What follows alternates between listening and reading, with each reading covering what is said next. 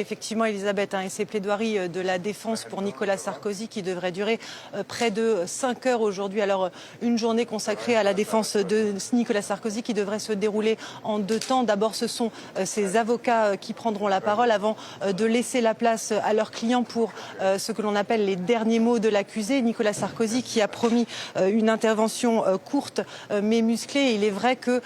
l'ancien chef de l'État ne décolère pas depuis les réquisitions du parquet en fin de mois du mois de mars, une peine lourde qui a été requise par le parquet, 7 ans de prison ferme, 300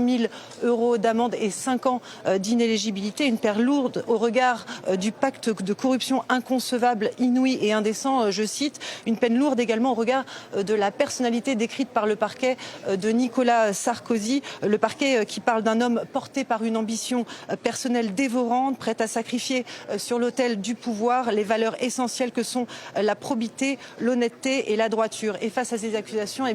Nicolas Sarkozy dénonce un procès politique et n'a pas attendu ce mardi pour entamer sa défense, dénonçant immédiatement sur son compte X l'outrance de la peine qui avait été requise, qui ne vise, je cite, qu'à masquer la faiblesse des charges alléguées. Et il est vrai que, de son propre aveu, le parquet n'a pas pu apporter la preuve que Nicolas Sarkozy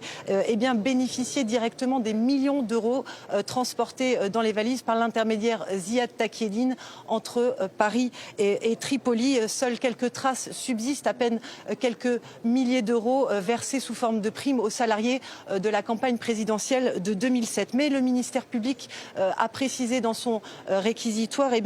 que dans ces affaires de corruption, il existait très rarement des preuves tangibles de la corruption et que le simple faisceau d'indices était suffisamment grave et important pour pouvoir entrer en voie de condamnation. Toujours est-il que c'est bien sur cette absence de preuves qui relie directement l'argent libyen à Nicolas Sarkozy que l'ancien chef de l'État compte pour plaider aujourd'hui sa relaxe. Le jugement n'est pas attendu avant plusieurs mois.